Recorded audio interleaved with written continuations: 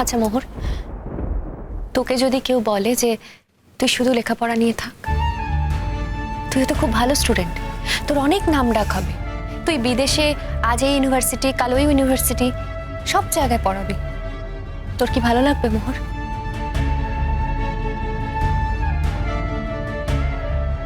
মোহর, স্বার্থপরের মতো কথা বলিস না। তুই একটা জীবন এনজয় করছিস, তুই বুঝবি না শূন্যতা কাকে বলে, কি ভয়ঙ্কর সাদা আমার জীবনটা। ইনফ্যাক্ট এই ভদ্রলোকের সঙ্গে আলাপ হওয়ার পর থেকে কিন্তু আমি রঙিন শাড়ি পরা ধরেছি। এই ভদ্রলোক আর যাই হোক, আমার এই সাদা জীবনে রঙের ছোঁয়া দিয়েছে, যেটা তোরা এতদিন পারিসনি, পারতে চাসও নি। সেটাই কি ঠিক নয় মোহর? দিদি, দিদি তুই যদি আমার কাছে সাজেশন চাস তাহলে আমি বারবার এই একই কথাই বলবো, আর আমার মনে হচ্ছে এটাই ঠিক। তুই এসবের মধ্যে যাস না।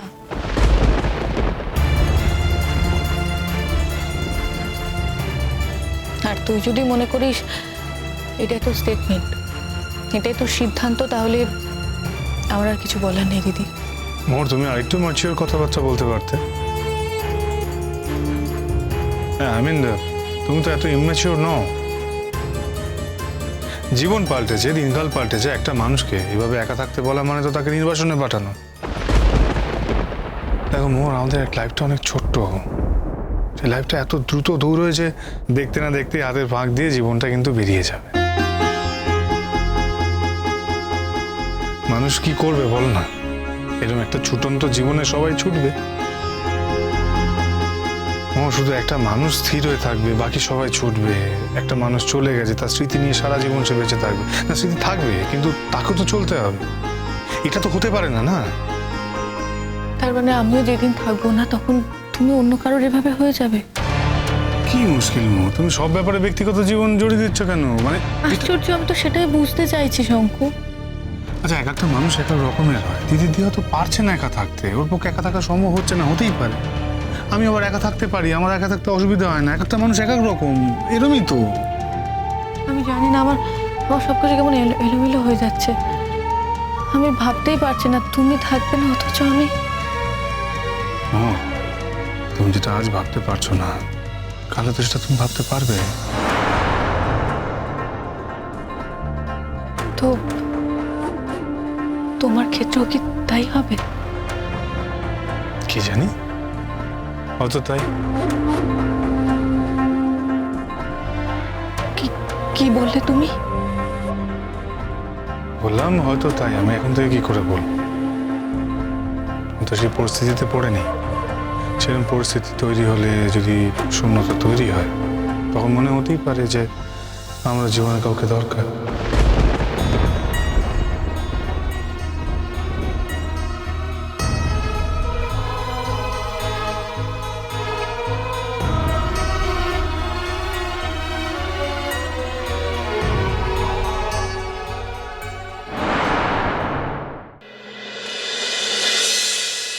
মুনিয়া, দেখো কে এসছে। আন্টি না এলে আমি খাবো না। কি আরম্ভ করেছে দেখেছেন? আপনি আসছেন না বলে খাওয়া দাওয়া পর্যন্ত বন্ধ করে দিয়েছে। কি বলি বলুন তো একে?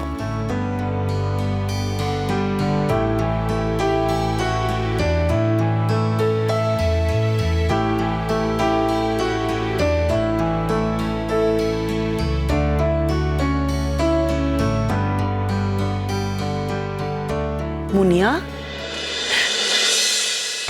কি হয়েছে তোমার মুনিয়া? কি হয়েছে? তুমি আসোনি কেন?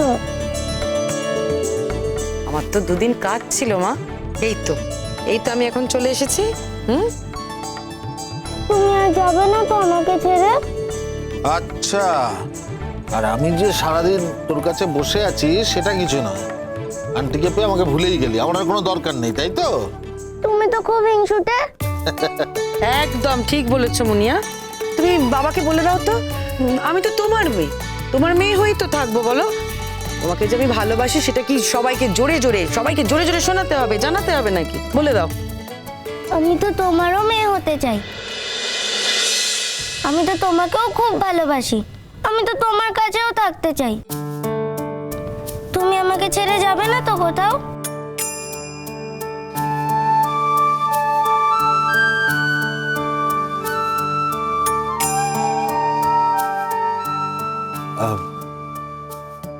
আপনি বসুন, আপনি তো অফিস থেকে ডিরেক্টলি এখানে এসেছেন, নিশ্চয়ই খিদে পেয়েছে। আমি মাকে কিছু করতে বলি। না না, তার কোনো প্রয়োজন নেই, আমার খিদে টিতে পাইনি। ও, আপনার তো আবার খিদে টিদে পায় না, ও সবের বালাই নেই ওনার। ও তো সাধক শ্রেণীর মানুষ। এইভাবে আমাকে আওয়াজ দেওয়ার কিন্তু কোনো মানে হয় না। যাকে এই জ্বরের ব্যাপারটা কি হচ্ছে বলুন তো? জ্বরটা কমছে না কেন? ভাইরাল ফিভার হয়েছে, ডাক্তারকে 3-4 দিন সময় তো দিতেই হবে না? আসলে সমস্যাটা কোথায় হচ্ছে জানেন তো? কিচ্ছু তো খেতে চাইছে না। এদিকে এত কড়া কড়া অ্যান্টিবায়োটিক দিয়েছে ডাক্তার ওকে, তো সেই জায়গা থেকে উইক হয়ে পড়ছে। কে বলেছে ও কিছু খেতে চাইছে না? আপনি কিন্তু শুধু শুধু একদম ওর নামে বদনাম করবেন না। আমি বদনাম করছি? আপনি জিজ্ঞেস করুন, ওকেই জিজ্ঞেস করুন। আন্টি আসেনি বলেই তো আমি খাইনি। আন্টি এখন এসছে, আমি খাবো। তাই না? তুই খুব দুষ্টু জানিস তো। তুমি এখন এখানে বসে আছো কেন ড্যাডি? তুমি এখন যাও, ভালো ভালো খাবার অর্ডার করো। আমি আর আন্টি খাবো তো। কবে রে দুষ্টু মেয়ে, হ্যাঁ?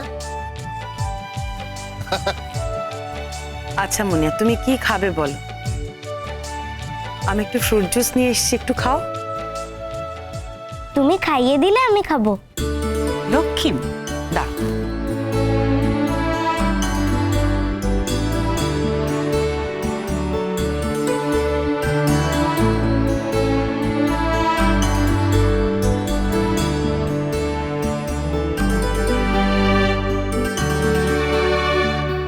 নাও দেখি তো। এই তো। যাক, এবার আমি নিশ্চিন্ত। কেন? এই জন্যই যে আমি যেটা পারিনি সেটা আপনি পারলেন। আর আমি আসি। আমি তো আপনাকে চলে যেতে বলিনি, আপনি গেলে নিজের ইচ্ছেই যাবেন। আপনি আমাকে থাকতেও তো বলেননি। আশ্চর্য তো, আপনার বাড়ি, আমি কি থাকতে বলবো? আর আপনি তো ছিলেনই, চলেই বা কেন যাচ্ছেন সেটা তো বুঝতে পারছি না। কার উপর রাগ করে চলে যাচ্ছেন? মুনিয়ার উপর রাগ করে? না না ড্যাডি, যাক না। এখন তো তুমি আর আমি গল্প করব। এখন আওয়ার টাইম। হ্যাঁ, পাকা বুড়ি, এখন ইয়ার্স টাইম বললে হবে? আচ্ছা ঠিক আছে, যখন চাইছিস তখন তোরা কথা বল। আমি বরং চট করে অনলাইন আন্টির জন্য একটু খাবার অর্ডার করে দিই, তারপরে ভেতরে গিয়ে দিম্মাকে খবর দেবো যে সুমন আন্টি এসছে।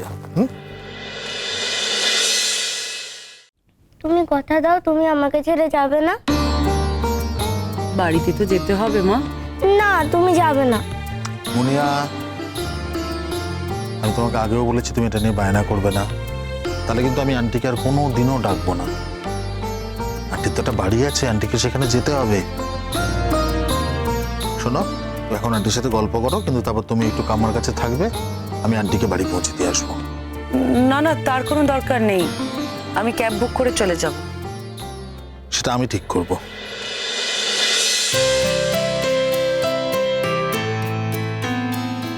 মানে?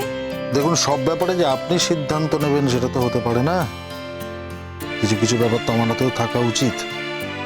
আপনি আমাদের বাড়িতে এসছেন, আপনাকে ঠিকঠাক মতো বাড়ি পৌঁছে দেওয়াটা আমার রেসপন্সিবিলিটি। এক মিনিট ধরো তো মুনিয়া, খাও, তুমি খাও। আমি তো আমার মতো এখানে এসেছি, আমি তো আপনার কথার নির্দেশ এখানে আসিনি। আপনি আমার নির্দেশে এখানে আসেননি ঠিকই, কিন্তু এখানে যখন এসে পড়েছেন তখন আমার নির্দেশেই এখান থেকে যাবেন। মানে? মানে যা তাই। এটা কিন্তু বাড়াবাড়ি। বাড়াবাড়ি কি কি সেটা আমি বুঝে নেব, সে ব্যাপারে আপনার মাথা না ঘামালেও চলবে। আছে কি ভালোবাসেন বলুন তো খেতে? নুডল অর্ডার করি? আমি আমি কিন্তু কিচ্ছু খাবো না। তাহলে আমিও খাবো না। আচ্ছা তোমরা বাবা মেয়ে মিলে কি শুরু করেছো বলো তো Muniya? We are creating pressure on you. হ্যাঁ? আপনার উপর চাপ সৃষ্টি করছি বাবা মেয়ে মিলে। দেখুন এই প্রেশার সহ্য করতে পারবেন তো? মানে না মানে মুনিয়া প্রেশার ক্রিয়েট করলে ঠিক আছে, আমার কোনো অসুবিধে নেই, কিন্তু কিন্তু আমি প্রেশার করলে আপনার সমস্যা, তাই তো? না বেশ বুঝলাম। আপনাকে জানো রইল। আচ্ছা আমি মুনিয়াকে আগে জুসটা খাইয়ে নি।